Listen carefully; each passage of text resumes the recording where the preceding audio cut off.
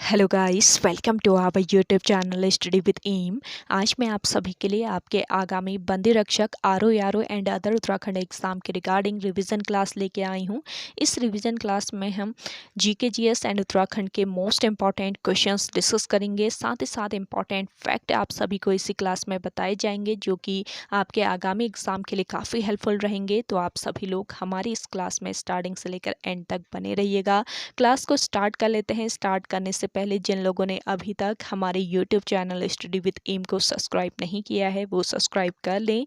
साथ ही साथ बगल में जो बेल आइकन दिख रहा है इसे भी प्रेस कर लें ताकि हम कोई भी वीडियो अपने चैनल पर अपलोड करते हैं तो उसका लिंक आपको तुरंत मिल सके। आप सभी लोग हमारे टेलीग्राम ग्रुप को भी ज्वाइन कर सकते हैं। ये भी स्टडी विद एम के नाम से ही बना हुआ है। टेलीग्राम ग्रुप पर रात को 8 बजे क्विज भी कराई जा रही है तो आप क्विज को ज्वाइन कर सकते हैं। इंपॉर्टेंट पीडीएफ भी आप सभी को टेलीग्राम ग्रुप पर प्रोवाइड की जाती है। चलिए सीरीज स्टार्ट कर लेते हैं और इस सीरीज का पहला क्वेश्चन है, उत्तराखंड सेवा निधि एवं पर्यावरण शिक्षा संस्थान कहाँ स्थित है। तो देखिए, उत्तराखंड सेवा निधि एवं पर्यावरण शिक्षा संस्थान ये आपका कहाँ पर स्थित है, अल्मोड़ा में स्थित है। ऑप्शन फोर्थ बिल्कुल राइट आंसर है आपका यहाँ पर। और देखिए, इसके अलावा और संस्थान भी है अल्मोड़ा जनपद में, जैसे कि हो गया आपका गोविंद वल्लभ पंत हिमालय पर्यावरण संस्थान जो कि अल्मोड़ा में स्थित है। इसके अलावा रक्षा कृषि शोध संस्थान ये भी आपके अल्मोड़ा में स्थित है। पूछा जा सकता है कौन सा संस्थान कहाँ पर है। लोक कला संस्थान की स्थापना भी अल्मोड़ा में ही की गई है। तो इन पॉइंट्स को आप लोग याद रखिएगा। चलिए नेक्स्ट क्वेश्चन देखते हैं। बोक्सा बिरादरी पंचायत का सबसे बड़ा अधिकारी कौन होता है। तो देखिए, बोक्सा बिरादरी पंचायत जो है यहाँ पर सबसे बड़ा अधिकारी कौन होता है ये बताना है। तो करेक्ट आंसर है आपका तखत या फिर तख्त इसको कहा जाता है। तो बोक्सा बिरादरी पंचायत का सबसे बड़ा अधिकारी होता है तखत। बोक्सा जनजाति में बिरादरी पंचायत होती है जो न्याय व कानून व्यवस्था के लिए उत्तरदायी है। और देखिए, बिरादरी पंचायत में कितने सदस्य होते हैं, 5 सदस्य होते हैं। ये ध्यान रखिएगा, बिरादरी पंचायत में 5 सदस्य हैं। और इस पंचायत का सबसे बड़ा अधिकारी कौन होता है, तखत होता है। तखत के नीचे एक मुंसिफ, एक दरोगा व 2 सिपाही होते हैं। बिरादरी पंचायत के जो सभी सदस्य हैं ये वंशानुगत होते हैं। तो काफी महत्वपूर्ण क्वेश्चन है। चलिए नेक्स्ट क्वेश्चन देखते हैं। देहरादून का सुल्तान किसे कहा जाता है। देखिए, देहरादून का सुल्तान कहा जाता है किसे, महावीर त्यागी को। ऑप्शन थर्ड बिल्कुल राइट आंसर है। नेक्स्ट क्वेश्चन है आपका, कुमाऊं के किस क्षेत्र को मानस खंड में शैल देश कहा गया है। Most important question. तो देखिए, कुमाऊं का ये क्षेत्र है गंगोली हाट क्षेत्र जिसे मानस खंड में कहा गया है शैल देश। देखिए, गंगोली हाट किस जनपद में स्थित है पूछ लिया जाए तो याद रखिएगा पिथौरागढ़ जनपद में। पिथौरागढ़ जनपद में आपका स्थित है गंगोली हाट। और सरयू व राम गंगा नदी के बीच स्थित है गंगोली हाट। और यहाँ मनकोटी राजाओं का शासन रहा। मनकोटी राजाओं के बारे में जानवी नौला के एक लेख में मिलता है। और देखिए, मानस खंड में गंगोली हाट के लिए क्या कहा गया है, शैल देश शब्द कहा गया। अगला देखेंगे, भारत में वन्य जीव संरक्षण अधिनियम किस वर्ष लागू हुआ। इंपॉर्टेंट क्वेश्चन है। देखिए, भारत में वन्य जीव संरक्षण अधिनियम ये वर्ष 1972 में लागू हुआ। ऑप्शन सेकंड बिल्कुल राइट आंसर है। भारतीय वन्य जीव संरक्षण अधिनियम वर्ष 1972 भारत सरकार ने वर्ष 1972 ईस्वी में इस उद्देश्य से पारित किया था कि वन्य जीवों के अवैध शिकार तथा उसके हाड़ मांस और खाल के व्यापार पर रोक लगाई जा सके। और इसे वर्ष 2003 में संशोधित किया गया और इसका नाम भारतीय वन्य जीव संरक्षण अधिनियम 2002 रखा गया, जिसके तहत इसमें दंड तथा जुर्माना जो है इसे और भी कठोर कर दिया गया। और देखिए, ऐसे ही आपसे पूछ लिया जा सकता है कि पर्यावरण संरक्षण अधिनियम कब लागू हुआ या कब पारित किया गया। तो पर्यावरण संरक्षण अधिनियम पारित किया गया आपके 1986 में, वर्ष 1986 में। ये भी आपका महत्वपूर्ण क्वेश्चन बन सकता है आयोग के द्वारा। और आपसे पूछ लिया जाए प्रोजेक्ट टाइगर कब लाया गया। तो देखिए, प्रोजेक्ट टाइगर जो है इसकी शुरुआत की गई थी 1973। तो ये भी आपका महत्वपूर्ण पॉइंट है, नोट डाउन कर लीजिए। अगला क्वेश्चन देखेंगे, राज्य विधान परिषद का प्रावधान भारतीय संविधान के किस अनुच्छेद में रखा गया है? देखिए, राज्य विधान परिषद का प्रावधान भारतीय संविधान के अनुच्छेद 171 में रखा गया है। ऑप्शन सेकेंड इस क्वेश्चन का राइट आंसर है।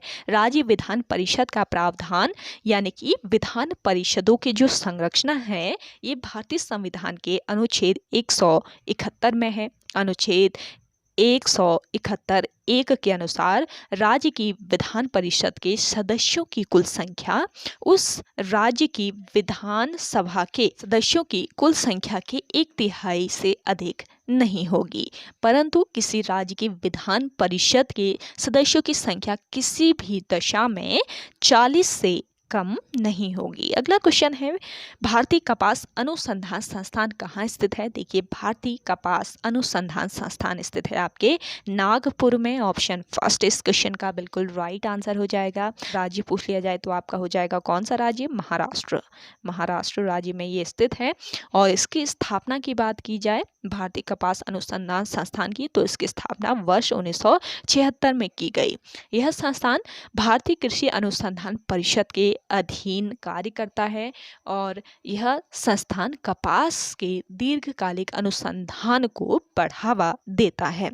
अगला क्वेश्चन है आपका, आसवान बांध किस नदी पर स्थित है? देखिए, आसवान बांध ये स्थित है आपके इनमें से नील नदी पर। ऑप्शन थर्ड बिल्कुल राइट आंसर है। अगला क्वेश्चन देखेंगे, रामायण उत्सव को विश्व प्रसिद्धि दिलाने में किसकी भूमिका थी? देखिए, रामायण उत्सव जो है इसे विश्व प्रसिद्धि दिलाने में भूमिका थी कुशल सिंह भंडारी की। ऑप्शन फोर्थ बिल्कुल राइट आंसर है। देखिए, रामायण उत्सव जो है ये कहाँ पर मनाया जाता है? चमोली में मनाया जाता है। आप सभी को पता होगा चमोली में कहाँ पर मनाया जाता है। पूछ लिया जाए, गाँव पूछ लिया जाएगा तो भी आपको याद रखना है। क्वेश्चन को हर तरीके से आपको अच्छे से पढ़ना है ताकि आयोग आपसे कोई भी क्वेश्चन पुटअप करे तो आप बिल्कुल ही करेक्ट करके आए वहाँ पे। देखिए, रामायण उत्सव जो है ये चमोली के जोशीमठ ब्लॉक के सलूड गांव में मनाया जाता है। अप्रैल महीने में यह उत्सव मनाया जाता है और 11 से लेकर 13 दिनों तक यह उत्सव मनाया जाता है। 2 अक्टूबर 2009 को रामायण उत्सव को यूनेस्को ने विश्व धरोहर घोषित किया था। ये ध्यान रखेंगे, विश्व धरोहर है ये रामायण उत्सव जो है ये आपको याद रखना है। और 2009 में से यूनेस्को ने विश्व धरोहर घोषित किया। अगला क्वेश्चन है, उत्तराखंड में सर्वप्रथम गंधक की खोज कब की गई? उत्तराखंड राज्य में सर्वप्रथम गंधक की खोज हुई थी 1957 में, वर्ष 1957 में, यानी कि ऑप्शन फर्स्ट यहाँ पे आपका राइट आंसर हो जाएगा। राज्य में सर्वप्रथम गंधक की खोज 1957 में कहाँ पर की गई थी? चमोली में की गई थी। चमोली के रूपगंगा घाटी में इसकी खोज की गई सर्वप्रथम। अगला क्वेश्चन देखेंगे, अखिल गढ़वाल सभा की स्थापना निम्न में से कहाँ पर हुई थी? अखिल गढ़वाल सभा की स्थापना हुई थी देहरादून में। और देखिए, अखिल गढ़वाल सभा की स्थापना कब हुई पूछ लिया जाए तो अखिल गढ़वाल सभा की स्थापना 10 फरवरी 1952 को देहरादून में हुई। और इस सभा के अध्यक्ष कौन थे? विशंबर दत्त चंदोला। विशंबर दत्त चंदोला इसके अध्यक्ष थे। देखिए, गढ़वाल में हिंदी पत्रकारिता का भीष्म पितामह किसे कहा जाता है? ये भी आपसे पूछा जा सकता है। तो देखिए, गढ़वाल में हिंदी पत्रकारिता का भीष्म पितामह कहा जाता है विशंबर दत्त चंदोला को। इंपॉर्टेंट पॉइंट है। नेक्स्ट क्वेश्चन देखेंगे, अलकनंदा मंदाकिनी नदी के संगम पर कौन सा मंदिर स्थित है? देखिए, अलकनंदा और मंदाकिनी का जो संगम होता है ये होता है आपका कहाँ पर? रुद्रप्रयाग। रुद्रप्रयाग जो है ये आपके पंच प्रयागों में से एक है। यहाँ पर संगम होता है अलकनंदा और मंदाकिनी का।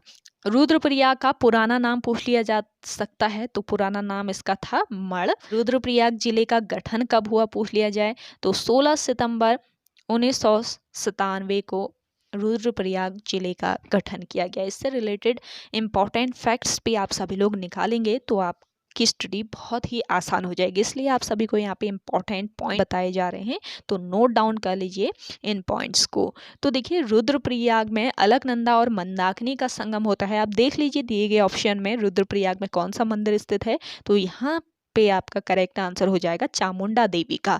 चामुंडा देवी का जो मंदिर है ये अलकनंदा और मंदाकिनी नदी के संगम पर स्थित है।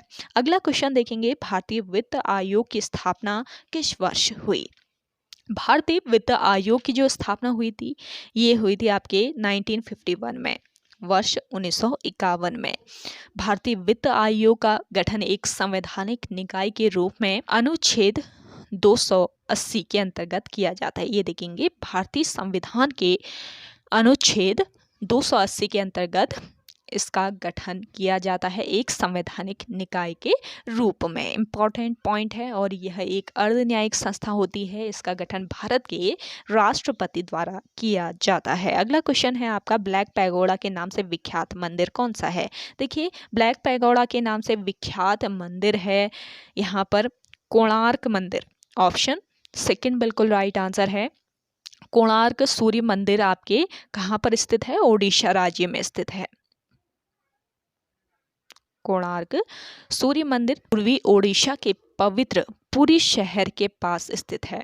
पुरी शहर के पास यह मंदिर स्थित है। इसका निर्माण राजा नरसिंह देव प्रथम द्वारा कब करवाया गया था? 13वीं शताब्दी यानी कि 1238 से 1264 ईस्वी में किया गया था। राजा नरसिंह देव प्रथम द्वारा इस मंदिर का निर्माण कराया गया, और यह गंग वंश के वैभव, स्थापत्य मजबूती और स्थिरता के साथ साथ ऐतिहासिक परिवेश का प्रतिनिधित्व भी करता है। अगर आप लोगों से पूछ लिया जाए किस वंश से यह मंदिर संबंधित है, तो आपको याद रखना है गंग वंश से। गंग वंश से इस मंदिर का संबंध है, और इसे यूनेस्को द्वारा विश्व धरोहर स्थल भी घोषित किया गया है। कब किया गया ये भी पूछा जा सकता है आप लोगों से, तो 1984 याद रख लीजिए। 1984 में यूनेस्को द्वारा कोणार्क सूर्य मंदिर को विश्व धरोहर स्थल घोषित किया गया। अगला है, तेल और प्राकृतिक गैस निगम का मुख्यालय कहाँ पर स्थित है? देखिए तेल और प्राकृतिक गैस निगम यानी कि इन शॉर्ट इसको ONGC बोला जाता है। ONGC, तो इसका जो हेडक्वार्टर है वो कहाँ पर स्थित है ये बताना है। तो दिए गए ऑप्शन में आपका करेक्ट आंसर हो जाएगा देहरादून। ऑप्शन सेकंड इस क्वेश्चन का बिल्कुल राइट आंसर है। देखिए तेल एवं प्राकृतिक गैस निगम यानी कि ONGC 23 जून 1993 से प्रारंभ हुई एक भारतीय सार्वजनिक क्षेत्र की पेट्रोलियम कंपनी है, और इसे फॉर्च्यून ग्लोबल 500 द्वारा 335वें स्थान पर रखा गया है, और यह भारत में कच्चे तेल के कुल उत्पादन में 71% और गैस के उत्पादन में 81% का योगदान करती है, और इसे 14 अगस्त 1956 को एक आयोग के रूप में स्थापित किया गया था। ONGC की पहली महिला अध्यक्ष के रूप में किसे नियुक्त किया गया, ये भी आप लोगों से पूछा जा सकता है। अलका मित्तल। अलका मित्तल जो है ये ONGC की पहली महिला अध्यक्ष बनी थी। चलिए नेक्स्ट क्वेश्चन देखते हैं। पर्वतीय राज्य परिषद का गठन किसकी अध्यक्षता में किया गया? ये भी आपका काफ़ी महत्वपूर्ण क्वेश्चन है। देखिए पर्वतीय राज्य परिषद का जो गठन है ये किया गया दया कृष्ण पांडे की अध्यक्षता में। ऑप्शन फोर्थ बिल्कुल राइट आंसर है। देखिए 24 से 25 जून 1967 ईस्वी में रामनगर सम्मेलन में पर्वतीय राज्य परिषद का गठन किया गया, और इसके अध्यक्ष दया कृष्ण पांडे थे। वर्ष 1973 की अगर हम बात करते हैं तो वर्ष 1973 में पर्वतीय राज्य परिषद का पुनर्गठन किया गया, जिसके तहत दो सांसद कौन कौन थे? एक तो थे प्रताप सिंह नेगी, दूसरे थे नरेंद्र सिंह बिष्ट। तो 2 सांसदों को इसमें शामिल किया गया। और देखिए आप लोगों से एक क्वेश्चन इससे रिलेट करके और पूछा जा सकता है, पर्वतीय विकास परिषद का गठन कब हुआ? तो देखिए पर्वतीय राज्य परिषद और पर्वतीय विकास परिषद ये दोनों अलग अलग चीज़ें हैं। पर्वतीय विकास परिषद अगर आपसे पूछ लिया जाता है तो पर्वतीय विकास परिषद का जो गठन हुआ था ये वर्ष 1969 में हुआ था। क्यों हुआ था? उत्तर प्रदेश सरकार ने क्षेत्र के विकास के लिए इस परिषद का गठन किया था, पर्वतीय विकास परिषद का। अगला क्वेश्चन देखेंगे, वसुंधरा जलप्रपात किस जिले में स्थित है? वसुंधरा जलप्रपात है आपके चमोली जिले में। ऑप्शन फर्स्ट बिल्कुल राइट आंसर है। चमोली के माणा गांव के पास अलकनंदा नदी पर, अलकनंदा नदी पर स्थित है वसुंधरा जलप्रपात। और इस जलप्रपात की ऊंचाई पूछ ली जाए तो 112 मीटर इसकी ऊंचाई है, ये याद रखिए। अगला क्वेश्चन है, तिल्लाना किस नृत्य की प्रस्तुति शैली है? देखिए काफ़ी महत्वपूर्ण क्वेश्चन है आपका, आयु के द्वारा इस तरीके से क्वेश्चन पूछ लिए जाते हैं नृत्य से। तो देखिए तिल्लाना जो है ये भरतनाट्यम की प्रस्तुति शैली है। ऑप्शन फोर्थ इस क्वेश्चन का राइट आंसर है। भरतनाट्यम के तिल्लाना शैली में नारी सौंदर्य का प्रदर्शन किया जाता है और भरतनाट्यम प्राचीन नृत्यों में से एक है। भरतनाट्यम जो है ये किस राज्य का प्रमुख शास्त्रीय नृत्य है पूछ लिया जा सकता है। तो देखिए यह तमिलनाडु राज्य का प्रमुख शास्त्रीय नृत्य है। और बात करते हैं कथक की, तो कथक जो है ये मूलतः उत्तर भारत का शास्त्रीय नृत्य है। ओडिशी आपका उड़ीसा का प्राचीन नृत्य है और ये पूर्णतः आराधना का नृत्य है। और कुचिपुड़ी नृत्य जो है ये आंध्र प्रदेश राज्य का नाट्य नृत्य है। अगला क्वेश्चन देखेंगे, उत्तराखंड युवा परिषद का गठन कब हुआ था? देखिए उत्तराखंड युवा परिषद का जो गठन किया गया ये कब किया गया बताना है। जिन लोगों को आंसर आ रहा है आप कमेंट करके बताएं कमेंट सेक्शन में। उत्तराखंड युवा परिषद का गठन हुआ था वर्ष 1976 में। ऑप्शन थर्ड इस क्वेश्चन का राइट आंसर है। अगला क्वेश्चन देखेंगे, कानपुर निम्न में से किस नदी के किनारे स्थित है? देखिए कानपुर स्थित है आपके गंगा नदी के किनारे। ऑप्शन सेकेंड इस क्वेश्चन का राइट आंसर है। और देखिए तापी नदी के किनारे कौन सा शहर स्थित है पूछ लिया जाए तो तापी नदी के किनारे स्थित है आपका सूरत। इसके अलावा हुगली नदी के किनारे है आपका कलकत्ता शहर। साबरमती नदी के किनारे कौन सा शहर स्थित है पूछ लिया जा सकता है। तो साबरमती के किनारे कौन सा शहर स्थित है? अहमदाबाद जो है ये साबरमती नदी के किनारे स्थित है। इसके अलावा देखिए लखनऊ शहर आपके गोमती नदी के किनारे स्थित है। मुरादाबाद शहर पूछ लिया जाए तो रामगंगा नदी के किनारे स्थित है।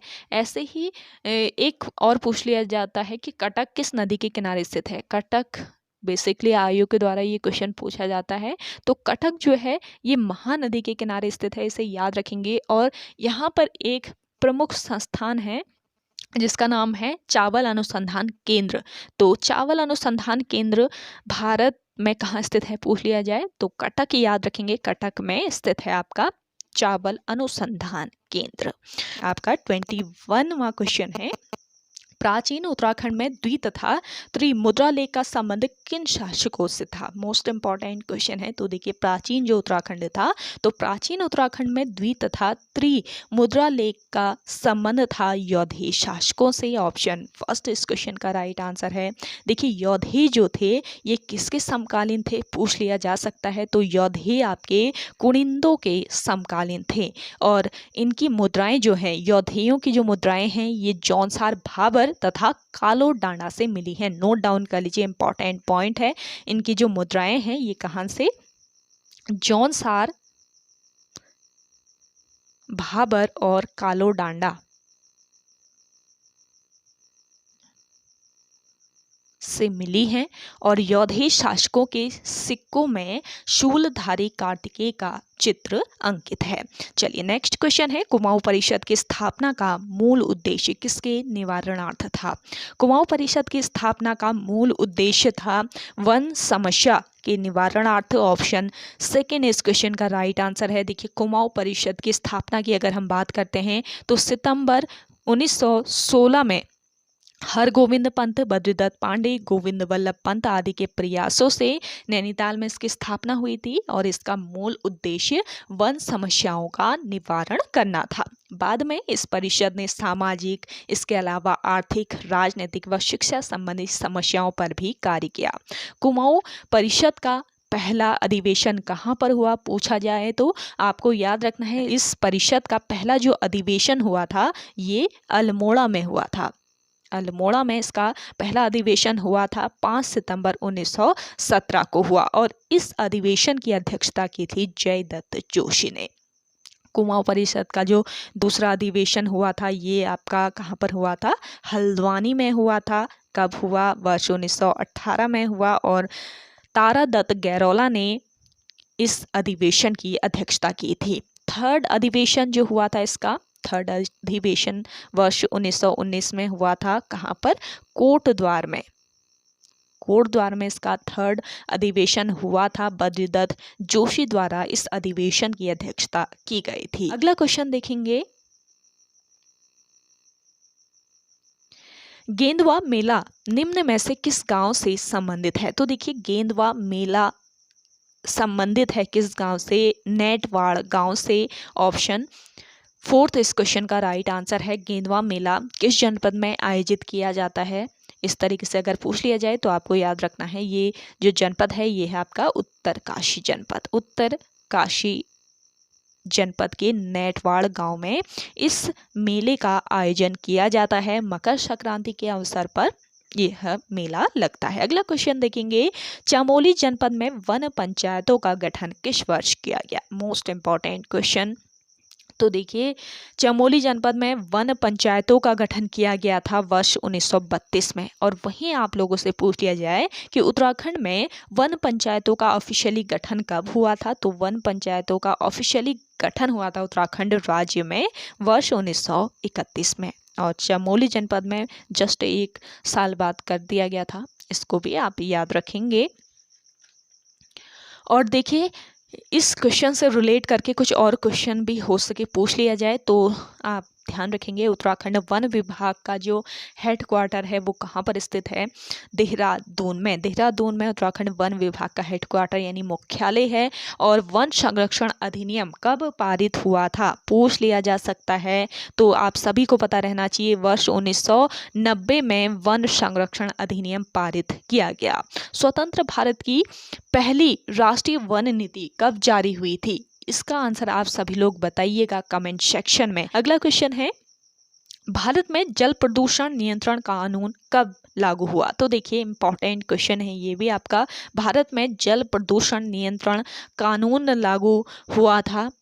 कब हुआ था? 1974 में, यानी कि ऑप्शन फोर्थ बिल्कुल राइट आंसर है। भारत सरकार ने जल संसाधनों की सुरक्षा के लिए जल यानी प्रदूषण रोकथाम और नियंत्रण अधिनियम 1974 पारित किया और इस अधिनियम का मुख्य उद्देश्य जल निकायों को स्वच्छ बनाए रखना है। अगला क्वेश्चन देखेंगे, चित्रकला की गांधार शैली का सूत्रपात किसके द्वारा किया गया? तो देखिए चित्रकला की गांधार शैली का सूत्रपात किया गया महायान संप्रदाय के द्वारा। ऑप्शन फर्स्ट इस क्वेश्चन का राइट आंसर है। देखिए चित्रकला की जो गांधार शैली है इसका सूत्रपात कुषाण काल में, किस काल में पूछ लिया जाए तो कुषाण काल में महायान संप्रदाय द्वारा किया गया।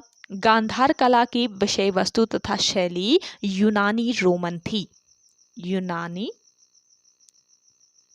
रोमन थी। गांधार कला की विषय वस्तु तथा शैली जो थी ये यूनानी रोमन थी, इसलिए गांधार शैली को ग्रीक रोमन या हिंदू यूनानी कला भी कहा जाता है। अगला क्वेश्चन है आपका, भारतीय मौसम विज्ञान विभाग स्थापित है। देखिए भारतीय मौसम विज्ञान विभाग कहाँ पर स्थापित किया गया है? तो करेक्ट आपका नई दिल्ली में। ऑप्शन थर्ड बिल्कुल राइट आंसर है। भारतीय मौसम विज्ञान विभाग भारत सरकार के भूवि विज्ञान मंत्रालय के अंतर्गत मौसम विज्ञान प्रेक्षण, मौसम पूर्वानुमान और भूकंप विज्ञान का कार्यभार संभालने वाली सर्व प्रमुख एजेंसी है और इसका हेडक्वार्टर है न्यू दिल्ली यानी नई दिल्ली में। और इस विभाग द्वारा भारत से लेकर अंटार्कटिका भर में सैकड़ों प्रेक्षण स्टेशन चलाए जाते हैं। अगला क्वेश्चन देखेंगे, राष्ट्रीय पंचायती राज दिवस कब मनाया जाता है? देखिए, राष्ट्रीय पंचायती राज दिवस आपके 24 अप्रैल को मनाया जाता है। ऑप्शन थर्ड इस क्वेश्चन का राइट आंसर है।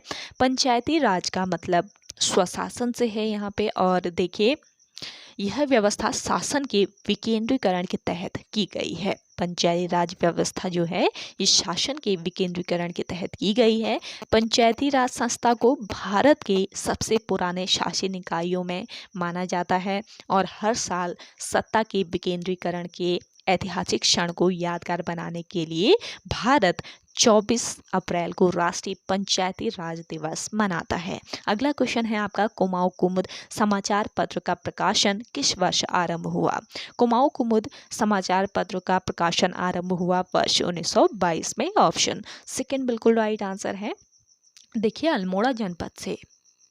अल्मोड़ा से वर्ष 1922 ईस्वी में जिला समाचार नाम से समाचार पत्र निकाला गया, जो वर्ष 1925 ईस्वी में कुमाऊं कुमुद नाम से निकलने लगा। और इस पत्र का संपादन किसने किया पूछ लिया जाए तो कुमाऊं कुमुद समाचार पत्र का संपादन किया था पूर्णचंद ने। पूर्णचंद द्वारा इसका संपादन किया गया था। अगला क्वेश्चन देखेंगे, कृषि उत्पादन विपणन बोर्ड का गठन किस वर्ष किया गया? देखिए, कृषि उत्पादन विपणन बोर्ड का गठन किया गया था वर्ष 2000 में। ऑप्शन फर्स्ट इस क्वेश्चन का राइट आंसर है।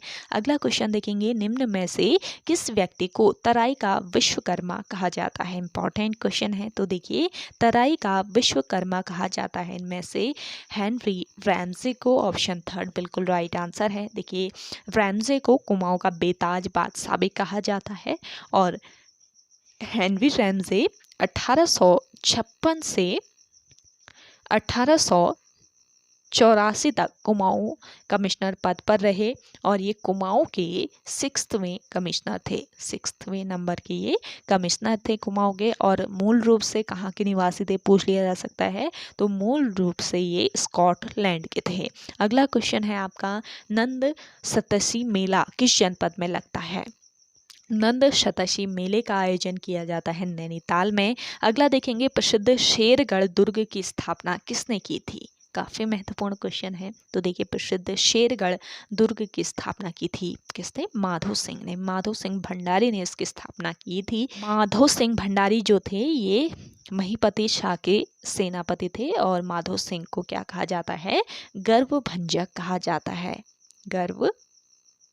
भंजक कहा जाता है माधो सिंह भंडारी को। माधो सिंह ने मलेथा की गोल का निर्माण किया था और मलेथा की गोल छेणाधार पहाड़ी पर बनाई और चकमा नदी या फिर डांगर नदी से पानी निकाला गया था। अगला क्वेश्चन देखेंगे, 13वीं शताब्दी में राजस्थान के माउंट आबू में प्रसिद्ध दिलवाड़ा मंदिर किसने बनवाया था? तो देखिए, 13वीं शताब्दी में राजस्थान के माउंट आबू में दिलवाड़ा मंदिर बनवाया गया था और ये मंदिर बनवाया गया था इनमें से किसके द्वारा? दिए गए ऑप्शन में आपका करेक्ट आंसर है तेजपाल। देखिए, दिलवाड़ा मंदिर 1237 ईस्वी में वास्तुपाल इसके अलावा तेजपाल, तो इस क्वेश्चन को ध्यान से पढ़िएगा। अगर आपके दिए गए ऑप्शन में वास्तुपाल और तेजपाल दोनों होते हैं तो आप दोनों करेक्ट करेंगे, यानी कि वास्तुपाल और तेजपाल ये दो भाई थे, तो इन दो भाइयों द्वारा यह मंदिर बनवाया गया और यह मंदिर राजस्थान के सिरोही जिले के माउंट आबू नामक नगर में स्थित है। और देखिए, इन मंदिरों का निर्माण 11वीं और 13वीं शताब्दी के बीच हुआ। इन मंदिरों का संबंध किस धर्म से है? दिलवाड़ा मंदिर का संबंध किस धर्म से है पूछ लिया जा सकता है। तो देखिए, जैन धर्म से इसका संबंध है। अगला क्वेश्चन देखेंगे, निम्न में से किस लोक नृत्य को गागर लोटी गरबा के नाम से भी जाना जाता है? तो देखिए, गागर लोटी गरबा के नाम से भी जाना जाता है पनिहारी नृत्य को। ऑप्शन फर्स्ट यहाँ पे आपका राइट आंसर है। पनिहारी जो है ये राजस्थान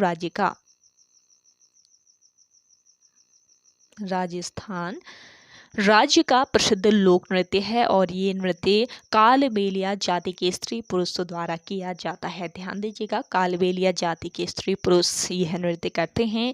पनिहारी नृत्य प्रसिद्ध घूमर नृत्य के समान होता है और इस नृत्य में महिलाएं सिर पर मिट्टी के घड़े रखकर हाथों एवं पैरों के संचालन के साथ नृत्य करती हैं। नेक्स्ट क्वेश्चन देखते हैं।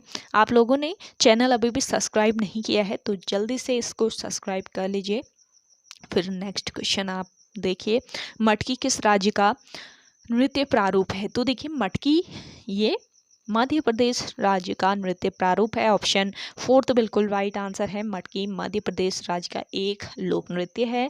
मध्य प्रदेश जो है ये भारत का दूसरा सबसे बड़ा राज्य है क्षेत्रफल के अनुसार और लोकसभा की एसटी सीट सर्वाधिक रिजर्व है यहाँ पर। मध्य प्रदेश राज्य में कितनी सीटें पूछ ली जाए तो 6 सीटें यहाँ पर एसटी के लिए रिजर्व है, सर्वाधिक रिजर्व सीट है यहाँ पे। और एससी की अगर हम बात करते हैं तो एससी के लिए सर्वाधिक रिजर्व सीट किस राज्य में है पूछ लिया जाए तो उत्तर प्रदेश राज्य में एससी के लिए सर्वाधिक रिजर्व सीट है। और कितनी है यहाँ पे उत्तर प्रदेश राज्य में 17 सीटें एससी के लिए रिजर्व हैं। और केरल का शास्त्रीय नृत्य यानी कि क्लासिकल डांस कौन सा है पूछ लिया जाए तो कथकली और मोहिनी अट्टम इनका संबंध है केरला से, इनको ध्यान रखें। अगला क्वेश्चन है आपका, भारत का प्रथम उपग्रह आर्यभट्ट कब छोड़ा गया? तो देखिए, भारत का प्रथम उपग्रह है आर्यभट्ट और इसे छोड़ा गया था वर्ष 1975 में। तो ऑप्शन सेकेंड बिल्कुल राइट आंसर है। अगला देखेंगे, राजगढ़ी को ग्रीष्मकालीन राजधानी बनाने वाला पंवा शासक था? राजगढ़ी को ग्रीष्मकालीन राजधानी बनाने वाला पंवा शासक था पृथ्वीपति शाह। ऑप्शन फर्स्ट बिल्कुल राइट आंसर आपका यहाँ पे हो जाएगा। पृथ्वीपति शाह जो है इन्होंने राजगढ़ी को ग्रीष्मकालीन राजधानी बनाई और वहाँ का राजा किसको बनाया था? दिलीप शाह को वहाँ का राजा बनाया गया था राजगढ़ी का। पृथ्वीपति शाह गद्दी पर कब बैठे थे ये भी पूछा जा सकता है। तो देखिए, जब ये गद्दी पर बैठते हैं तो उस समय इनकी आयु 7 वर्ष की थी और वर्ष 1640 ईस्वी में इनका राज्य अभिषेक हुआ था। और इनकी संरक्षिका कौन थी पूछ लिया जाए तो महारानी कर्णावती इनकी संरक्षिका थी। पृथ्वीपति शाह ने देहरादून में एक शहर बसाया था जिसका नाम था पृथ्वीपुर नामक शहर किसने बसाया था? पृथ्वीपति शाह ने। अगला क्वेश्चन देखेंगे, उत्तराखंड में सौभाग्यवती योजना का संबंध है। उत्तराखंड राज्य में सौभाग्यवती योजना का जो संबंध है ये महिलाओं से है। ऑप्शन सेकेंड बिल्कुल राइट आंसर है। अगला क्वेश्चन देखेंगे, नंदा राजजात में किस चंद राजा ने छतोली भेजी थी? तो देखिए, नंदा राजजात यात्रा में छतोली भेजने वाले चंद राजा थे बाज बहादुर चंद। ऑप्शन फर्स्ट बिल्कुल राइट आंसर है। नंदा देवी राजजात यात्रा में सबसे आगे 4 सिंगों वाला मेंढा यानी कि खाड़ू और पीछे छतोली के लिए लोग चलते हैं और ये छतोली रिंगाल से बनी होती है और इस यात्रा को हिमालय का महाकुंभ भी कहा जाता है। नंदा राजजात यात्रा जो है इसे हिमालय का महाकुंभ कहा जाता है। और प्रथम नंदा राजजात यात्रा कब हुई थी पूछ लिया जाए तो वर्ष 1905 ईस्वी में पहली नंदा राजजात यात्रा थी। 41वां क्वेश्चन है आपका, देशभक्त प्रेस की स्थापना किसने की थी? देखिए, देशभक्त प्रेस की स्थापना की थी बद्रीदत्त पांडे ने। ऑप्शन फर्स्ट यहाँ पे आपका बिल्कुल राइट आंसर है। देखिए, बद्रीदत्त पांडे का जो जन्म हुआ था ये कब हुआ था? 1882 में हुआ था। 15 फरवरी 1882 को कनखल हरिद्वार में इनका जन्म हुआ था और इनका मूल निवास एवं शिक्षा स्थल जो था वो अल्मोड़ा था। ये भी आप ध्यान रख लीजिए कि मूल निवास एवं शिक्षा स्थल पूछ लिया जाता है तो अल्मोड़ा इनका मूल निवास एवं शिक्षा स्थल था। बद्रीदत्त पांडे जो हैं ये अल्मोड़ा से प्रकाशित होने वाले अल्मोड़ा अखबार के संपादक भी बने थे। कब बने थे? कौन सा ये ईयर था, ये भी पूछ लिया जा सकता है। तो वर्ष 1913 में ये अल्मोड़ा से प्रकाशित होने वाले अल्मोड़ा अखबार के संपादक बने थे। अल्मोड़ा अखबार जो था ये वर्ष 1918 ईस्वी में तत्कालीन डिप्टी कमिश्नर ने प्रतिबंधित कर दिया था, यानी कि ये बंद कर दिया गया था। इसके बाद इन्होंने अल्मोड़ा से शक्ति साप्ताहिक पत्र का प्रकाशन शुरू किया। और देखिए बद्रीदत्त पांडे जो हैं, इन्हें कुर्मांचल केसरी कहा जाता है, यानी कि कुर्मांचल केसरी के नाम से कौन जाना जाता है। अगर आप लोगों से पूछ लिया जाए तो आपको याद रखना है बद्रीदत्त पांडे। चलिए नेक्स्ट क्वेश्चन देखते हैं। राज्य में किस पंच केदार को जटा मौलेश्वर कहा जाता है? तो देखिए कौन सा ये पंच केदार है जिसे जटा मौलेश्वर कहा जाता है, बताना है। तो जिन लोगों को आंसर आ रहा है आप कमेंट सेक्शन में कमेंट करके बताएं।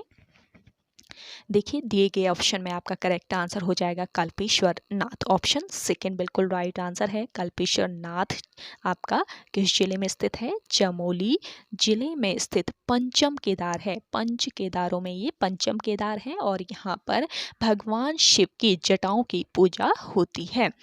और कल्पेश्वर नाथ के जो कपाट है ये पूरे वर्ष खुले रहते हैं और यह एकमात्र केदार है जहाँ स्थानीय लोग पुजारी होते हैं। और इस मंदिर का निर्माण पांडवों द्वारा किया गया तथा यह मंदिर किस शैली में निर्मित किया गया है ये भी पूछ लिया जा सकता है। तो यह मंदिर निर्मित किया गया है नागर शैली में।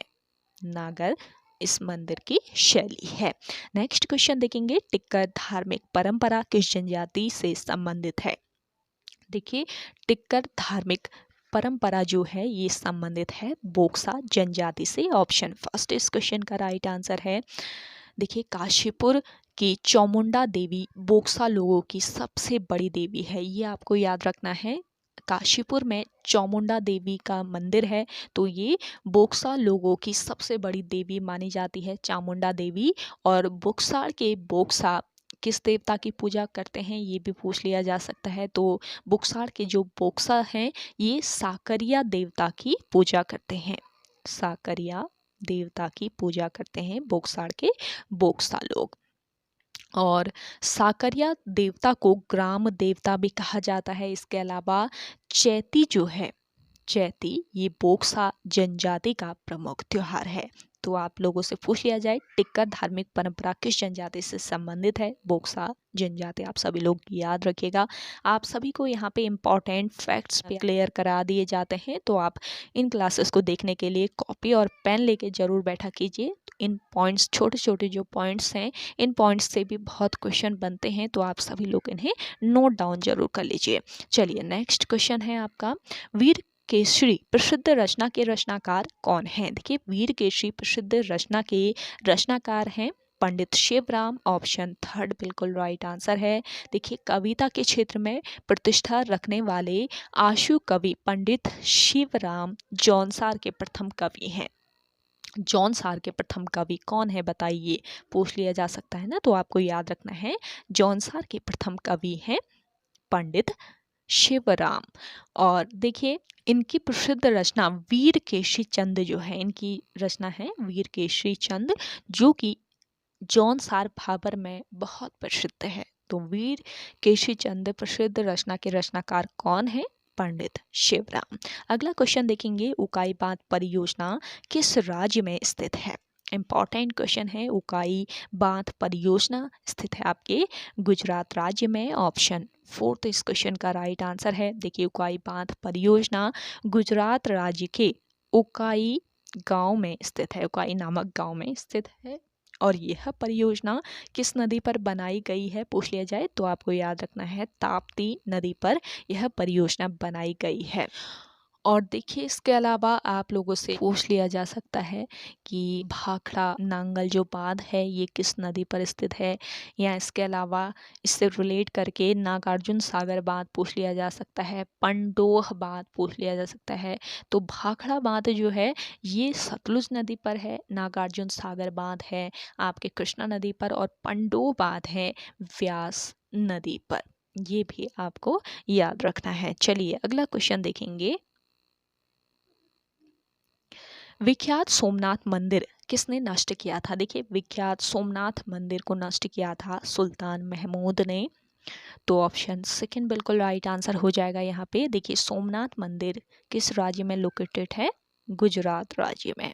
सोमनाथ मंदिर गुजरात राज्य में स्थित एक अत्यंत प्राचीन व ऐतिहासिक शिव मंदिर है और यह मंदिर हिंदू धर्म के उत्थान पतन के इतिहास का प्रतीक रहा है। सोमनाथ मंदिर की व्यवस्था और संचालन का कार्य सोमनाथ ट्रस्ट के अधीन है।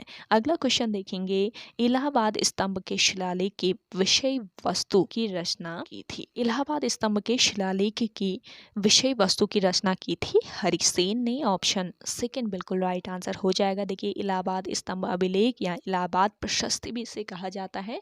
तो इलाहाबाद स्तंभ अभिलेख या इलाहाबाद प्रशस्ति गुप्त साम्राज्य के सबसे महत्वपूर्ण शिलालेख साक्ष्यों में से एक है।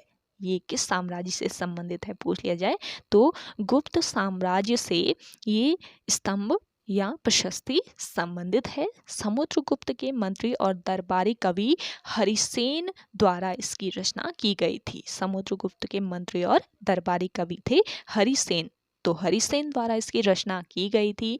इसके अलावा देखिए इस स्तंभ के शिलालेख में समुद्रगुप्त की उपलब्धियों का वर्णन है। इस स्तंभ की लेख की प्रारंभिक पंक्तियां पद्यात्मक तथा बाद की जो पंक्तियां हैं ये गद्यात्मक है और यह संस्कृत की चंपू शैली का सुंदर उदाहरण है। इस लेख को समुद्रगुप्त द्वारा 370 ईस्वी में कौशाम्बी से लाए गए अशोक स्तंभ पर खुदवाया गया। अगला क्वेश्चन देखेंगे,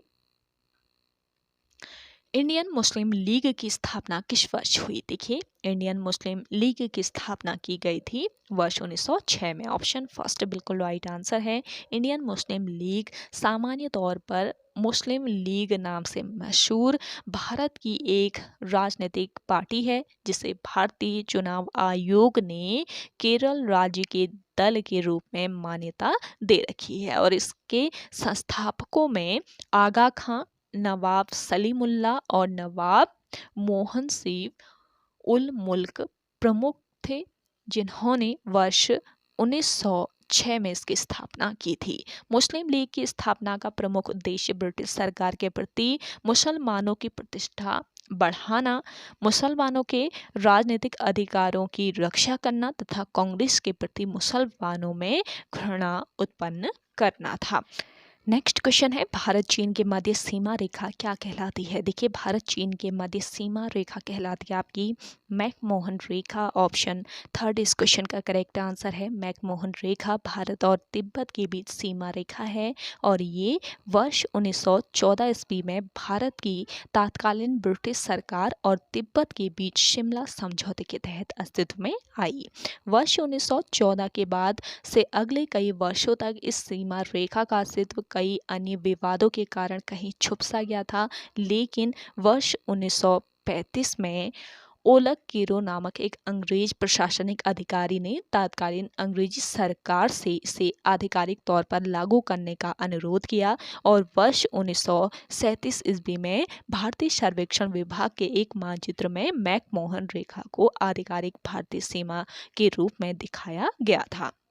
बात करते हैं रेड क्लिफ रेखा की। तो रेड क्लिफ रेखा 17 अगस्त 1947 को भारत विभाजन के बाद भारत और पाकिस्तान के बीच सीमा रेखा बन गई और इसके अलावा डुरंड रेखा जो है ये अफगानिस्तान और पाकिस्तान के बीच अंतर्राष्ट्रीय सीमा रेखा है। नेक्स्ट क्वेश्चन है, किस प्रकार के गीतों को स्वयंवर प्रथा माना जाता है? देखिए स्वयंवर प्रथा माना जाता है दूड़ा गीत को। ऑप्शन फर्स्ट यहाँ पे आपका राइट आंसर है। ठुलखेत गीत की अगर बात करें तो ठुलखेत गीत ये कुमाऊं में पुरुषों द्वारा कृष्ण जन्माष्टमी के अवसर पर गाया जाने वाला गीत है। इसके अलावा आपका छोड़ा गीत कुमाऊं में गाए जाने वाला समूह नृत्य गीत है।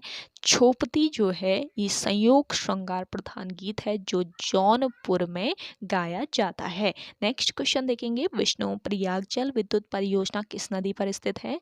विष्णु प्रयाग जल विद्युत परियोजना ये स्थित है आपके अलकनंदा नदी पर। ऑप्शन सेकंड बिल्कुल राइट आंसर है। विष्णु प्रयाग जल विद्युत परियोजना चमोली जिले में स्थित है, अलकनंदा नदी पर।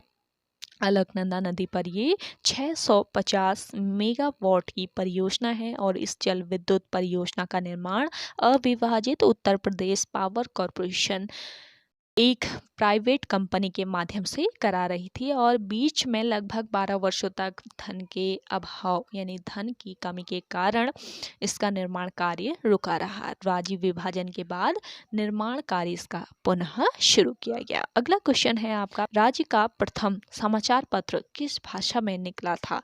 राज्य का प्रथम समाचार पत्र निकला था आपके अंग्रेजी भाषा में। ऑप्शन फोर्थ बिल्कुल राइट आंसर है। देखिए उत्तराखंड में प्रथम प्रकाशित होने वाला समाचार पत्र कौन सा था? The hills. द हिल्स इस पत्र का नाम था और ये मसूरी से प्रकाशित होता था। और देखिए इस पत्र की भाषा क्या थी? अंग्रेजी भाषा थी। इस पत्र का संपादन जॉन मैकनिन ने किया था। जॉन मैकनिन ने उत्तराखंड की पहले प्रिंटिंग प्रेस मसूरी में खोली थी। द हिल्स समाचार पत्र का प्रकाशन वर्ष 1850 ईस्वी में बंद हुआ। नेक्स्ट क्वेश्चन है, सिद्धताल किस जनपद में स्थित है? देखिए सिद्धताल आपके चमोली में स्थित है। अगला क्वेश्चन है, टिहरी में रेड क्रॉस सोसाइटी की स्थापना किस वर्ष हुई थी? टिहरी में रेड क्रॉस सोसाइटी की स्थापना हुई थी वर्ष 1934 में। ऑप्शन थर्ड इस क्वेश्चन का करेक्ट आंसर है।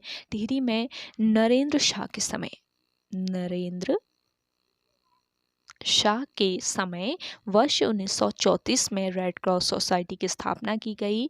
वर्ष 1939 ईस्वी में टिहरी राज्य में कुष्ठ विधान पारित किया गया और टिहरी राज्य में टीका विधान कब पारित किया गया ये भी पूछ लिया जा सकता है। तो जिन लोगों को आंसर आ रहा है इसका राइट आंसर आप कमेंट करके बताइएगा। टिहरी राज्य में टीका विधान कब पारित किया गया? नेक्स्ट क्वेश्चन है, ध्वज उत्सव किस जनपद में मनाया जाता है? देखिए ध्वज उत्सव मनाया जाता है आपके कहाँ पर? देहरादून में। ऑप्शन थर्ड इस क्वेश्चन का बिल्कुल राइट आंसर है। अगला क्वेश्चन देखेंगे, हीरामणि ग्लेशियर किस जनपद में स्थित है? हीरामणि ग्लेशियर आपके है कहाँ पर? पिथौरागढ़ में। ऑप्शन सेकंड बिल्कुल राइट आंसर है। इसके अलावा देखिए रालम ग्लेशियर, इसके अलावा पिनौरा नामक ग्लेशियर, ये दोनों ग्लेशियर भी आपके कहाँ पर हैं? पिथौरागढ़ में स्थित हैं। नेक्स्ट क्वेश्चन है, ओंकारेश्वर बांध किस नदी पर है? देखिए ओंकारेश्वर बांध है आपके नर्मदा नदी पर। ऑप्शन फर्स्ट इस क्वेश्चन का राइट आंसर है। ओंकारेश्वर बांध नर्मदा नदी पर खंडवा के पास मांधाता में निर्मित बांध है और इस बांध से थोड़े ही आगे ओंकारेश्वर मंदिर है। इसका निर्माण सिंचाई के लिए वर्ष 2003 से वर्ष 2007 के मध्य किया गया था और इस बांध से संबद्ध 520 मेगावाट क्षमता का एक जल विद्युत संयंत्र भी है जो बांध के आधार पर स्थित है और इसके अलावा यह बांध मध्य प्रदेश राज्य में स्थित है। इस पॉइंट को भी आप सभी लोग याद रखेंगे। अगला क्वेश्चन है, गिर राष्ट्रीय उद्यान किस राज्य में स्थित है? गिर राष्ट्रीय उद्यान है आपके गुजरात राज्य में। गिर राष्ट्रीय उद्यान भारत के गुजरात राज्य में स्थित एक राष्ट्रीय उद्यान एवं वन्य प्राणी अभ्यारण्य है जो एशिया में सिंहों का एकमात्र निवास स्थान होने के कारण जाना जाता है। गिर अभ्यारण्य 1424 वर्ग किलोमीटर क्षेत्र में फैला हुआ है जिसमें 256 वर्ग किलोमीटर राष्ट्रीय उद्यान और 1153 वर्ग किलोमीटर वन्य प्राणियों के लिए आरक्षित अभ्यारण्य विस्तार है। और इसके अलावा इसके पास में ही मितियाला वन्य जीव अभ्यारण्य है जो कि 18.22 किलोमीटर में फैला हुआ है। अगला क्वेश्चन है आपका, बंगाल का पहला गवर्नर कौन था? देखिए बंगाल का पहला गवर्नर था क्लाइव ऑप्शन सेकेंड इस क्वेश्चन का राइट आंसर है। और वहीं आप लोगों से पूछ लिया जाए बंगाल का पहला गवर्नर जनरल कौन था, तो बंगाल का पहला गवर्नर जनरल था वॉरेन हेस्टिंग्स। भारत का पहला गवर्नर जनरल पूछ लिया जाए तो लॉर्ड विलियम बेंटिक जो था ये भारत का पहला गवर्नर जनरल था। और स्वतंत्र भारत का पहला गवर्नर जनरल कौन था, माउंट बेटन। अगला क्वेश्चन है हिल साइड सेफ्टी कमेटी का गठन कब किया गया था। हिल साइड सेफ्टी कमेटी जो है इसका गठन कब किया गया था, तो करेक्ट आंसर हो जाएगा आपका यहाँ पर 1867 में। वर्ष 1867 में हिल साइड सेफ्टी कमेटी का गठन किया गया था। किसके द्वारा किया गया, अगर आपको आंसर आता है तो आप कमेंट करके बताएं कमेंट सेक्शन में। चलिए नेक्स्ट क्वेश्चन देखिएगा। वर्ष 1947 में देहरादून से शुरू हुआ समाचार पत्र निम्न में से कौन सा है। तो देखिए वर्ष 1947 में देहरादून से शुरू हुआ समाचार पत्र है इनमें से युगवाणी ऑप्शन फर्स्ट इस क्वेश्चन का करेक्ट आंसर है। वर्ष 1947 में देहरादून से युगवाणी का प्रकाशन हुआ और टिहरी राज्य प्रजा मंडल के बारे में लिखने के कारण से रियासती पत्र भी कहा गया। ये ध्यान रखेंगे, इसे रियासती पत्र भी कहा गया। और इस पत्र का संपादन किसने किया, ये भी आप लोगों से पूछा जा सकता है। इस पत्र का संपादन भगवती प्रसाद पांथरी और आचार्य गोपेश्वर कोठियाल ने किया था। नोट डाउन कर लीजिए, इंपॉर्टेंट पॉइंट है। बात करते हैं कर्मभूमि पत्र की, तो कर्मभूमि का जो प्रकाशन होता है वो कहाँ से होता है, लैंसडाउन से। लैंसडाउन से इस पत्र का प्रकाशन हुआ। और शक्ति समाचार पत्र का प्रकाशन हुआ अल्मोड़ा से। नेक्स्ट क्वेश्चन देखेंगे, उत्तराखंड में जल संसाधन प्रबंधन पुस्तक के लेखक कौन है। तो देखिए उत्तराखंड में जल संसाधन प्रबंधन पुस्तक के लेखक हैं doctor Bhagwati Prasad Purohit. Option second इस क्वेश्चन का करेक्ट आंसर है। नेक्स्ट क्वेश्चन देखेंगे, कुमाऊं की राजनीति का कौटिल्य किससे कहा जाता है। Most important question. तो देखिए कुमाऊं की राजनीति का कौटिल्य कहा जाता है किसे, शिवदत्त जोशी को। ऑप्शन फर्स्ट यहाँ पे आपका बिल्कुल राइट आंसर हो जाएगा। अगला क्वेश्चन देखेंगे,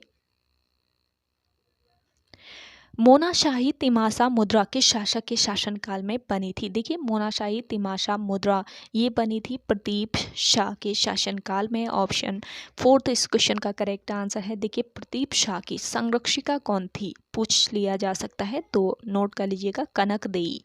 कनक देई इनकी संरक्षिका थी। प्रदीप शाह ने दून की राजधानी नवादा से हटाकर धामोवाला में स्थापित की। इसके अलावा प्रदीप शाह के समय कुमाऊं पर 1743 में रोहिला आक्रमण हुआ जिसका नेतृत्व अली मोहम्मद ने किया था। प्रदीप शाह का शासनकाल चंद एवं पंवार वंश की मित्रता के लिए भी जाना जाता है। इसके अलावा आप कमेंट करके बताइएगा कि प्रदीप शाह का दरबारी कवि कौन था। अगर आप लोगों को आंसर आ रहा है तो जल्दी से कमेंट सेक्शन में कमेंट करके बताएं। नेक्स्ट क्वेश्चन है, गोरखा शासनकाल में भाबर में पहाड़ी पशुचारकों द्वारा वसूला जाने वाला कर था। देखिए इंपॉर्टेंट क्वेश्चन है, गोरखा शासनकाल में भाबर में पहाड़ी पशुचारकों द्वारा वसूला जाने वाला कर था इनमें से दोनिया कर। ऑप्शन फर्स्ट यहाँ पे आपका राइट आंसर है। इसके अलावा देखिए मौकर, सायर और टीका भेंट ये भी गोरखा शासनकाल में लगाए गए कर थे। टीका भेंट की बात करें तो ये शादी विवाह के समय लगाया गया कर था। शायर जो है ये सीमा व चुंगी कर था।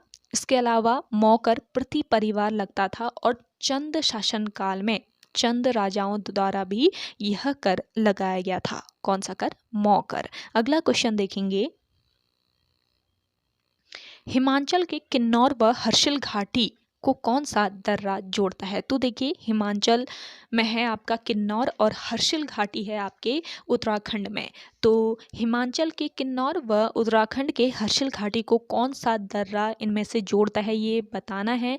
तो करेक्ट आंसर हो जाएगा जम खाजा दर्रा। ये जो दर्रा है ये जम खाजा नाम का दर्रा है जो कि किन्नौर व हर्षिल घाटी को जोड़ता है। बरासु दर्रे की बात करें तो हरकी-दून व किन्नौर घाटी को जोड़ने वाला ये दर्रा है बरासु दर्रा। हरकी-दून व किन्नौर घाटी के बीच चीन व्यापार मार्ग था ये बरासु। और श्रृंगकंठ की अगर हम बात करते हैं तो श्रृंगकंठ हिमाचल व उत्तरकाशी के बीच स्थित दर्रा है। उत्तरकाशी व हिमाचल के बीच स्थित दर्रा है श्रृंगकंठ दर्रा। जबकि कालिंदी दर्रा जो है ये उत्तरकाशी व चमोली के बीच स्थित है।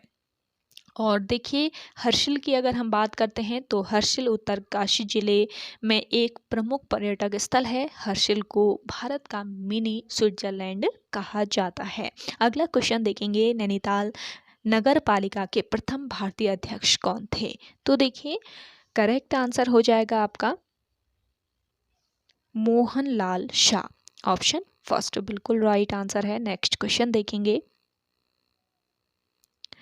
गढ़वाली फिल्म घर जमे किस वर्ष रिलीज हुई थी? तो देखिए गढ़वाली फिल्म है घर जमे और ये रिलीज हुई थी किस वर्ष? वर्ष 1886 में, यानी कि ऑप्शन फोर्थ यहाँ पे आपका बिल्कुल राइट आंसर हो जाएगा। नेक्स्ट क्वेश्चन देखेंगे, प्रसिद्ध बिस्सू मेला मनाया जाता है। प्रसिद्ध बिस्सू मेले का जो आयोजन है ये कहाँ पर किया जाता है?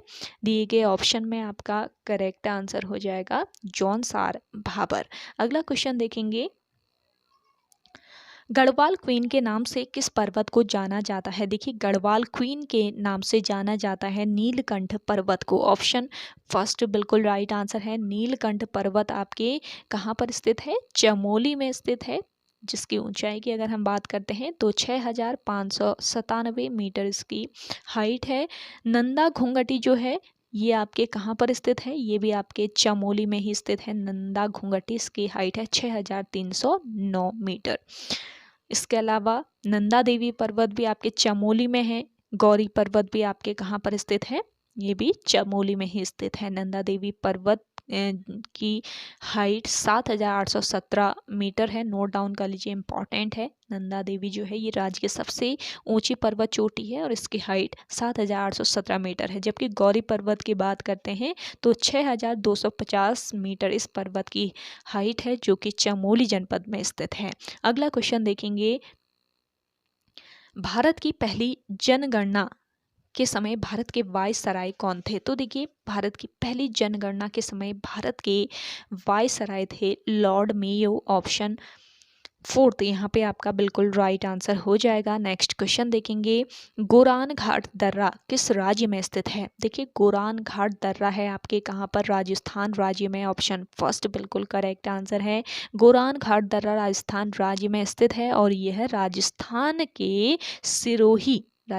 के सिरोही और जालोर शहर को उदयपुर शहर से जोड़ता है और यह समुद्र तल से 1200 मीटर ऊपर है तथा माउंट आबू के दक्षिण में अरावली के पहाड़ी में स्थित है तथा गुरु शिखर को माउंट आबू से अलग करता है। अगला क्वेश्चन देखेंगे, अजंता की गुफाएं कहाँ स्थित है? देखिए अजंता की जो गुफाएं हैं ये हैं आपके औरंगाबाद में। ऑप्शन फर्स्ट बिल्कुल राइट आंसर है। अजंता गुफा महाराष्ट्र राज्य में स्थित है और इन्हें तकरीबन 29 चट्टानों को काटकर बनाया गया है और ये बौद्ध स्मारक गुफाएं हैं जो द्वितीय शताब्दी ईस्वी पूर्व के हैं। यहाँ बौद्ध धर्म से संबंधित चित्रण एवं शिल्पकारी के उत्कृष्ट नमूने मिलते हैं और ये गुफाएं अजंता नामक गांव के पास ही स्थित हैं, जो कि महाराष्ट्र के औरंगाबाद जिले में है। अजंता गुफाएं वर्ष 1983 से यूनेस्को द्वारा विश्व धरोहर स्थल घोषित किए गए हैं। ये ध्यान रखेंगे, यूनेस्को के विश्व धरोहर स्थल में ये शामिल है। अगला क्वेश्चन देखेंगे, पाल वंश की स्थापना किसने की थी? देखिए पाल वंश की जो स्थापना है ये गोपाल द्वारा की गई। ऑप्शन सेकेंड इस क्वेश्चन का राइट आंसर है। पाल वंश की स्थापना बौद्ध धर्म के अनुयायी गोपाल ने की थी। और बात करते हैं धर्मपाल की, तो गोपाल का पुत्र था धर्मपाल, जिसने विक्रमशिला विश्वविद्यालय की स्थापना की तथा नालंदा विश्वविद्यालय का जीर्णोद्धार कराया। देवपाल की बात करते हैं तो देवपाल पाल वंश का सबसे शक्तिशाली शासक था और इसने उड़ीसा व असम को जीता तथा प्रतिहार राजा भोज व राष्ट्रकूट राजा अमोघ वर्ष को हराया था। और देखिए, देवपाल के बाद महीपाल शासक बना और इसको राजेंद्र चोल ने आक्रमण कर पराजित कर लिया था। अगला क्वेश्चन देखेंगे, त्रिवेणी नहर निम्न में से किस नदी से जुड़ी हुई है? तो देखिए, काफी महत्वपूर्ण आपका ये क्वेश्चन है। त्रिवेणी नहर किस नदी से जुड़ी हुई है ये बताना है, तो दिए गए ऑप्शन में करेक्ट आंसर हो जाएगा आपका गंडक नदी। ऑप्शन सेकंड बिल्कुल करेक्ट आंसर है। नेक्स्ट क्वेश्चन है, मौर्य साम्राज्य में सर्वप्रथम किस शासक की राजधानी पाटलिपुत्र थी?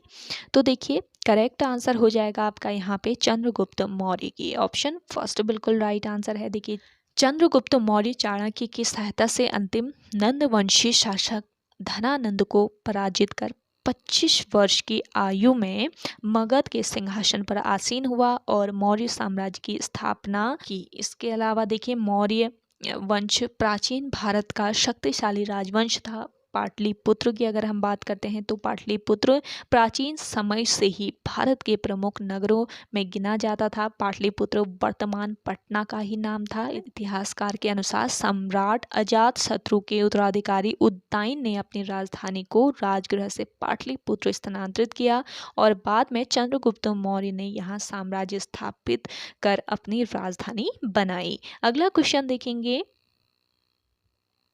भारत की पहली आयरन स्टील कंपनी कहाँ स्थित है? देखिए, भारत की पहली आयरन स्टील कंपनी बतानी है कहाँ पर स्थापित है, तो दिए गए ऑप्शन में आपका करेक्ट आंसर हो जाएगा जमशेदपुर। जमशेदपुर में भारत की पहली आयरन स्टील कंपनी है। तो देखिए, टाटा स्टील यानी टिस्को के नाम से जाने जाने वाली यह भारत की प्रमुख इस्पात कंपनी है। जमशेदपुर स्थित इस कारखाने की स्थापना वर्ष 1907 में की गई थी और यह दुनिया की 5वीं सबसे बड़ी इस्पात कंपनी है। अगला क्वेश्चन देखेंगे, विश्व समुद्र दिवस कब मनाया जाता है? देखिए, विश्व समुद्र दिवस 8 जून को मनाया जाता है और वर्ष 1992 में कनाडा सरकार ने रियो डी जेनेरियो में पृथ्वी शिखर सम्मेलन में विश्व समुद्र दिवस के विचार का प्रथम सुझाव दिया था, जिसे 8 जून 2008 में संयुक्त राष्ट्र द्वारा आधिकारिक रूप से मान्यता दी गई।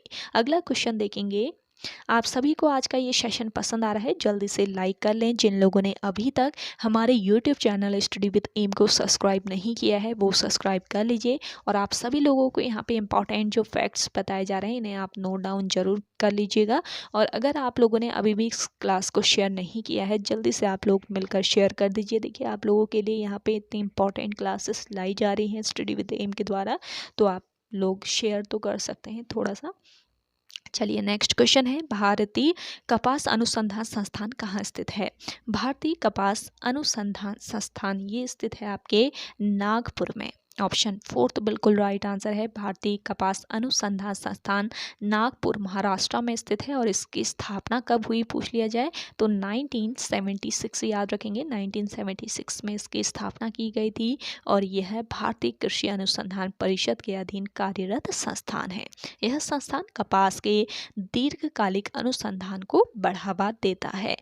और अगला क्वेश्चन देखेंगे, Lakshmibai National Institute of Physical Education कहाँ है? देखिए, Lakshmibai National Institute of Physical Education ये आपके ग्वालियर में है। ऑप्शन थर्ड इस क्वेश्चन का राइट आंसर हो जाएगा। Lakshmibai National Institute of Physical Education Gwalior Bharat का एक विश्वविद्यालय है। ग्वालियर नगर के प्रथम महापौर पहाड़गढ़ के राजा पंचम सिंह की इस संस्था की स्थापना में बड़ी महत्वपूर्ण भूमिका रही। इसके अलावा देखिए, भारत के सर्वश्रेष्ठ शारीरिक शिक्षाविद प्रोफेसर PM जोसेफ इस संस्था के पहले प्रिंसिपल नियुक्त हुए। इस संस्थान का प्रारंभ विक्रम विश्वविद्यालय उज्जैन से संबद्ध महाविद्यालय के रूप में हुआ। ग्वालियर में जीवाजी विश्वविद्यालय की स्थापना के बाद वर्ष 1964 में यह उसके अंतर्गत आ गया और राष्ट्रीय महत्व को ध्यान में रखते हुए वर्ष 1973 में इसका नामकरण Lakshmibai National Institute of Physical Education के रूप में हुआ। ये ध्यान रखेंगे, वर्ष 1973 में इसका नामकरण लक्ष्मीबाई राष्ट्रीय शारीरिक शिक्षा महाविद्यालय यानी कि Lakshmibai National Institute of Physical Education किया गया। वर्ष 1982 की बात करते हैं तो वर्ष 1982 में स्वायत्त शासित संस्था का दर्जा इसे हासिल हुआ और बाद में सितंबर 1995 में इसे सम विश्वविद्यालय का दर्जा प्रदान किया गया। विश्वविद्यालय अनुदान आयोग ने 14 जनवरी 2009 को इसे पूर्ण विश्वविद्यालय का दर्जा प्रदान किया। तो ये कुछ महत्वपूर्ण पॉइंट है इस संस्था के बारे में, तो इन्हें आप नोट डाउन कर लीजिए। तो 81वां क्वेश्चन है इस सीरीज का, महाभारत में त्रिपिका किस नदी को कहा गया है? तो देखिए महाभारत में त्रिपिका या त्रिपयका कहा गया है अलकनंदा नदी को। ऑप्शन फर्स्ट इस क्वेश्चन का करेक्ट आंसर है। देखिए अलकनंदा राज्य में सबसे अधिक जल प्रवाह वाली नदी है। राज्य में सबसे अधिक जल प्रवाह वाली नदी है अलकनंदा नदी, जो कि चमोली के संतोपत शिखर के अलकापुरी बांध हिमनद से निकलती है। और अलकनंदा का दूसरा नाम क्या है पूछ लिया जाए तो इस नदी का दूसरा नाम है Vishnu Ganga. Important point note कर लीजिए, विष्णु गंगा इसका दूसरा नाम है। अलकनंदा नदी की संतोपत ताल से देवप्रयाग तक की लंबाई की बात करें तो 195 किलोमीटर इसकी लंबाई है संतोपत ताल से देवप्रयाग तक, और देवप्रयाग में अलकनंदा में भागीरथी नदी का संगम होता है। देखिए अलकनंदा नदी की कितनी सहायक नदियां हैं पूछ लिया जाए तो अलकनंदा की 5 सहायक नदियां हैं जो गढ़वाल क्षेत्र के 5 अलग अलग स्थानों पर अलकनंदा से मिलकर पंचप्रयाग बनाती हैं। पंचप्रयागों से भी आयोग के द्वारा अक्सर क्वेश्चन पूछ लिया जाता है। तो पंचप्रयाग कौन कौन से हैं? देखिए विष्णुप्रयाग, नंदप्रयाग, कर्णप्रयाग, रुद्रप्रयाग व देवप्रयाग, ये आपके पंचप्रयाग हो गए। देखिए विष्णुप्रयाग की अगर हम बात करते हैं तो विष्णुप्रयाग में संगम होता है अलकनंदा के साथ इसकी सहायक नदी पश्चिमी धौली का। ये आपको याद रखना है, विष्णु प्रयाग में अलकनंदा और पश्चिमी धौली का संगम होता है। दूसरा प्रयाग है नंद प्रयाग, नंद प्रयाग में संगम होता है अलकनंदा और नंदाकिनी का। तीसरा प्रयाग है कर्ण प्रयाग, जहाँ पे संगम होता है अलकनंदा के साथ पिंडर नदी का। इसके बाद चौथा प्रयाग है आपका रुद्रप्रयाग, यहाँ पर संगम होता है अलकनंदा के साथ मंदाकिनी नदी का। और पांचवा प्रयाग है देवप्रयाग, देवप्रयाग में अलकनंदा और भागीरथी नदी का संगम होता है। तो पंच प्रयागों से भी आयोग के द्वारा क्वेश्चन पुटअप किए जाते हैं। इन पॉइंट्स को आप सभी लोग नोट डाउन कर सकते हैं। चलिए नेक्स्ट क्वेश्चन देखते हैं।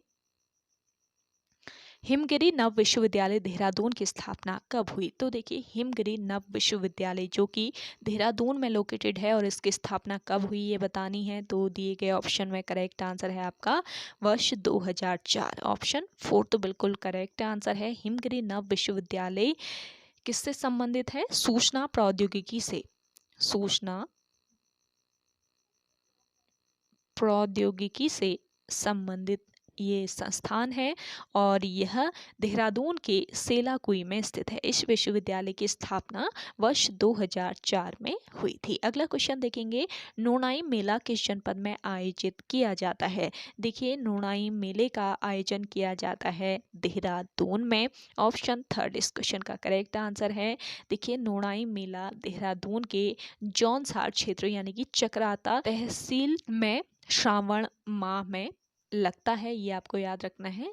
जो नोनाई मेला है इसका आयोजन कहाँ पर होता है? जौनसार क्षेत्र में होता है। श्रावण माह में यह मेला लगता है और इसे जंगलों में भेड़ बकरियों को पालने वालों के नाम से मनाया जाता है। इम्पॉर्टेंट मेला है, ध्यान रखिएगा। अगला क्वेश्चन देखते हैं, गढ़वाल में छोटे बालकों द्वारा किया जाने वाला नृत्य कौन सा है? देखिए गढ़वाल में छोटे बालकों द्वारा किया जाने वाला नृत्य है इनमें से घुघुती नामक नृत्य। ऑप्शन 2 इस क्वेश्चन का राइट आंसर है। नेक्स्ट क्वेश्चन देखेंगे, उत्तराखंड का पामीर दूधातोली श्रेणी अंग है। देखिए उत्तराखंड का पामीर किससे कहा जाता है पूछ लिया जाए तो आपको याद रखना है किससे कहा जाता है। दूधातोली श्रेणी को उत्तराखंड का पामीर कहा जाता है और ये अंग है मध्य हिमालय का। तो ऑप्शन 2 इस क्वेश्चन का बिल्कुल राइट आंसर हो जाएगा। देखिए राज्य में उत्तराखंड राज्य में मध्य हिमालय की ऊंचाई की बात करते हैं तो 1200 से लेकर 4500 मीटर तक राज्य में मध्य हिमालय की ऊंचाई है। और देखिए राज्य के पूर्वी छोर चंपावत से लेकर पश्चिमी छोर देहरादून तक 9 जिलों में मध्य हिमालय श्रेणी फैली हुई है। मसूरी, देवबन, रानीखेत, दूधातोली, बिनसर व द्रोणगिरी ये मध्य हिमालय की श्रेणियां हैं। कौन कौन सी श्रेणियां हैं? देखिए मध्य हिमालय की पता रहनी चाहिए आप लोगों को। मसूरी है, देवबन है, रानीखेत है, दूधातोली है, बिनसर है और द्रोणगिरी है। अगला क्वेश्चन देखिएगा, पहाड़ का अंबेडकर किसे कहा जाता है? देखिए काफ़ी महत्वपूर्ण ये आपका क्वेश्चन है। पहाड़ का अंबेडकर कहा जाता है मुंशी हरिप्रसाद को। ऑप्शन सेकंड बिल्कुल राइट आंसर है। मुंशी हरिप्रसाद टमटा जो हैं ये एक दलित सुधारक थे। दलितों को वर्ष 1911 में शिल्पकार नाम दिलाने में इनका प्रमुख योगदान रहा। कुमाऊं में वर्ष 1905 में टमटा सुधार सभा का गठन हुआ था। ये भी आपका काफ़ी महत्वपूर्ण पॉइंट है। हरिप्रसाद टमटा ने वर्ष 1945 से वर्ष 1952 तक अल्मोड़ा नगर पालिका का अध्यक्ष पद संभाला। ये आपको याद रखना है। हरिप्रसाद टमटा वर्ष 1945 से वर्ष 1952 तक अल्मोड़ा नगर पालिका के अध्यक्ष पद पर रहे। नेक्स्ट क्वेश्चन है, उत्तराखंड में नैलेश्वर मंदिर कहाँ स्थित है? देखिए उत्तराखंड राज्य में नैलेश्वर मंदिर है आपके रुद्रप्रयाग में। ऑप्शन फर्स्ट बिल्कुल राइट आंसर है। नैलेश्वर मंदिर जो है ये रुद्रप्रयाग जनपद के खवाड़ा में स्थित है। खवाड़ा नामक स्थान पर स्थित है नैलेश्वर मंदिर रुद्रप्रयाग में। अगला क्वेश्चन है, वर्ष 1867 में हिल साइड सेफ्टी कमेटी का गठन किस जनपद में हुआ? इंपॉर्टेंट क्वेश्चन है। देखिए वर्ष 1867 में हिल साइड सेफ्टी कमेटी का गठन होता है और कहाँ पर इसका गठन हुआ? नैनीताल में। ऑप्शन थर्ड बिल्कुल राइट आंसर है। वर्ष 1867 में नैनीताल में प्रथम बार भूस्खलन हुआ। इसके कारणों का पता लगाने के लिए हिल साइड सेफ्टी कमेटी गठित की गई। और इस कमेटी का गठन किसने किया पूछ लिया जाए तो आपको याद रखना है हेनरी रैमसे द्वारा इस कमेटी का गठन किया गया। अगला क्वेश्चन है, अखिल गढ़वाल सभा की स्थापना किस वर्ष हुई?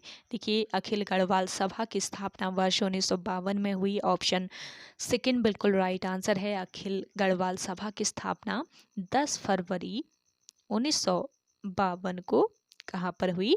देहरादून में। देहरादून में इस सभा की स्थापना हुई जिसके अध्यक्ष विशंबर दत्त चंदोला थे।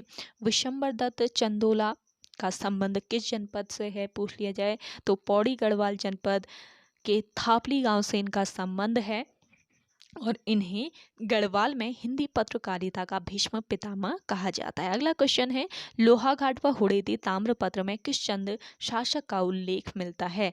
देखिए लोहाघाट व हुड़ेती ताम्रपत्र में किस चंद शासक का उल्लेख मिलता है? रत्नचंद का। ऑप्शन फर्स्ट बिल्कुल राइट आंसर है। देखिए भारती चंद जो थे इनके बाद इनके पुत्र रत्नचंद 1477 ईस्वी में गद्दी पर बैठे और रत्नचंद ने थल के राजा सूर सिंह मेहरा को हराया था।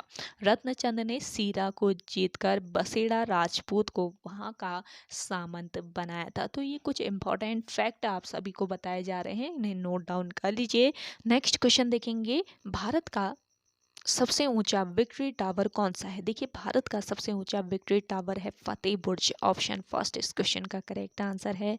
फतेह बुर्ज कहाँ पर लोकेटेड है पूछ लिया जाए तो फतेह बुर्ज है आपके पंजाब में। पंजाब के मोहाली में ये लोकेटेड है और इसकी हाइट की बात करते हैं 328 फीट इस बुर्ज की हाइट है। अगला क्वेश्चन देखेंगे, निम्न में से कौन सा केरल का प्रसिद्ध फेस्टिवल गेम है? देखिए केरल का प्रसिद्ध फेस्टिवल गेम है इनमें से नौका दौड़। ऑप्शन सेकंड इस क्वेश्चन का करेक्ट आंसर है। और पूछ लिया जाए किस त्यौहार के समय नौका दौड़ या बोट रेस की जाती है तो देखिए ओणम जो त्यौहार है, ओणम त्यौहार के समय नौका दौड़ या फिर बोट रेस की जाती है। इसके अलावा देखिए एक और चीज़ ध्यान में रखना है आपको, तमिलनाडु में एक और त्यौहार होता है पोंगल। पोंगल नाम का जो त्यौहार है ये भी आपका इम्पॉर्टेंट है जो कि कहाँ पर होता है? तमिलनाडु में होता है। और इस त्योहार के मौके पर जल्लीकट्टू या फिर सांडों की दौड़ की जाती है। तो ये भी आपका महत्वपूर्ण पॉइंट है। पोंगल त्योहार और ओणम त्योहार दोनों ध्यान रखेंगे। ओणम त्योहार केरला का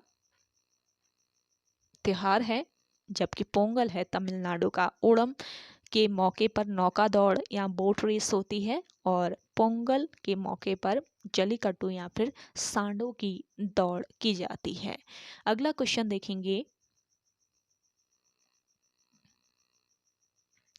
राष्ट्रीय विकास परिषद का गठन कब किया गया? देखिए, राष्ट्रीय विकास परिषद का गठन किया गया वर्ष 1952 में। ऑप्शन थर्ड इस क्वेश्चन का करेक्ट आंसर है।